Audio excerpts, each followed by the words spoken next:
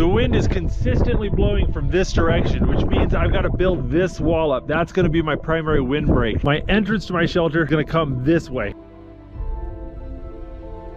Nice and warm. I'm completely out of the wind. I'll tell you what, it's cold. My fingers are a little bit numb.